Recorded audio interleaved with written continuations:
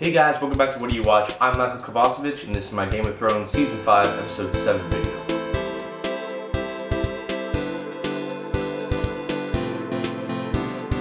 Now, this was a really good episode for me because a lot of things that I had talked about in previous videos and that I had been kind of predicting would happen happened in this episode. I'm going to get to those real quick, but first I want to cover some things that happened in the north. So, Jon Snow leaves, fine and dandy. Maester Aemon dies. Eek. Now, all of a sudden, Sam has really no friends. So when two brothers try to raid Gilly, he's left to his own devices to try to fend them off, which is kind of a struggle because he's not that great of a fighter. Luckily, Jon left Ghost behind. Wasn't quite expecting that. I thought he would have brought him north just because of how valuable he could have been up north. But he left him there, and so Sam is safe, assuming they don't do anything with Ghost. Now, as a result of this, Sam also gets laid. Finally. I said last week that I thought Reek was finally gonna break.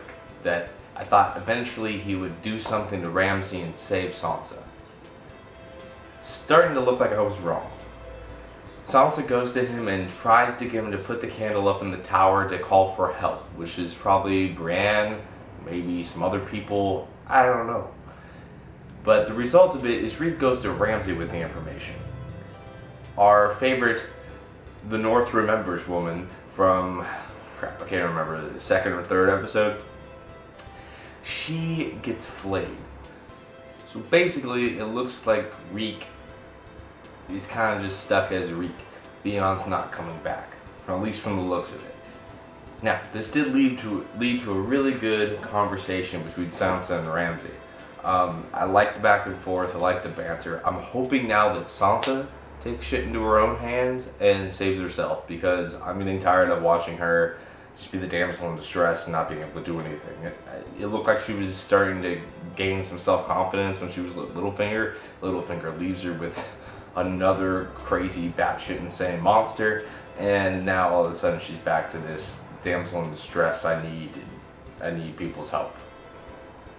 Back in Dorne, Bronn is singing on the Sand Snakes. She listens to it, she really likes it. She goes and talks to him, starts teasing him, he's really digging it, and then all of a sudden, boom, starts getting a little woozy. The poison finally starts hitting up with him. Now the Sand Snakes, like their father, they put poison on the end of their weapons to try to, you know, if they leave any kind of scratch, do any kind of damage to them, they will be poisoned and then will eventually die. Personally, I think it's a bullshit move in my opinion. But anyway, he gets the antidote. He's not gonna die. I mean, I noticed this in this episode. There's a lot of times when it's like, hey, what the hell? You know, usually Game of Thrones will kill them all. No mercy. Bronn's dead, right? But no, he gets the antidote. And then we also see it later when Tyrion is trying to get out, trying to go see the Queen, trying to go see what's going on out in the fighting pits, and one of the slaver guys just breaks his chains for him. Shit usually doesn't go that way in Game of Thrones. It's usually just bad upon bad upon bad. So I'm getting a little hesitant on what's going on there. I hope we see something in episode 8, of course episode 9. I'm hoping we see something. Something needs to get ripped out from under us. Now, another moment I predicted last week was the Queen of Thorns and Littlefinger having a meeting this episode, because they were both in King's Landing last episode, and I thought it was just inevitable that they would get together and talk. And they do. And the result of that talk is Littlefinger, just, little puppet master, gets Lancel Lannister over to the High Sparrow to tell him all about Cersei. So when Cersei's going there to have her little conversation with the High Sparrow, basically her little like, oh yeah, what's gonna happen to them? Because I'm here because my son, wants them released. Bullshit. You're there to make sure that they die or get put in prison forever or something, get cast away, whatever. And what happens is she ends up getting arrested. She ends up getting thrown in the cells, which is amazing. So now we're gonna see another trial. So kind of mirroring last season, they said now we're going to have 3 people on trial as opposed to 1. And actually, all 3 of them are justly accused. To finish things out, I want to talk about Tyrion again.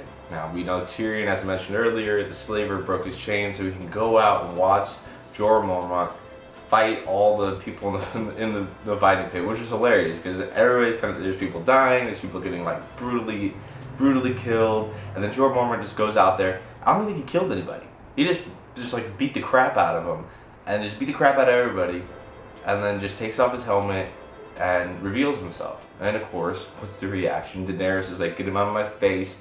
She banished him for a reason, but then he's like, I have a gift. And before he can even say what the gift is, boom, there's Tyrion. And I loved it. It was a great little intro. A little predictable, mind you, but still, it was a great little intro to Tyrion and Daenerys getting to meet. And the look on her face, she had no idea what to do with this information. She was just shocked. She was like, what's going on? I still don't know how she's going to react to him. Is she going to be angry towards him? But once she finds out that he killed Tywin, is she going to be excited about that? I have a feeling he's going to start just giving her reasons why she needs him. He's going to start just kind of analyzing, just throwing in his little bits of information about this or about that, just throwing his wit, and he's going to be able to convince her that he is a good addition to her council. And I think we're gonna hopefully see that next episode. She's probably gonna, a lot of questioning. She's gonna question him a lot, but he's so good with words and he's so good with the information he knows, and he's gonna be able to spin it. And I'm just hoping we'll get Varys in there too by the end of the season. I want to see, by the end of the season, I want to see that small council that Daenerys has assembled. And so I really think that's gonna lead into the next season, where we're actually going to see her rule well, because she's going to have good people behind her, and she's really going to start making strides forward. She's kind of going backwards a little bit this season because she's staying there, ruling Marine, but things aren't going that well with the Sons of the Harpy and everything else going on there, and slaves starting to kind of come back into play in some areas. So I'm really excited to see what happens now that she kind of has all the pieces together, hopefully by the end of the season. Alright guys, that's all I got for you today. Be sure to head over to WhatDoYouWatch.com to get all of our content. As always, I'm Kovacevich, and I'll see you guys next time.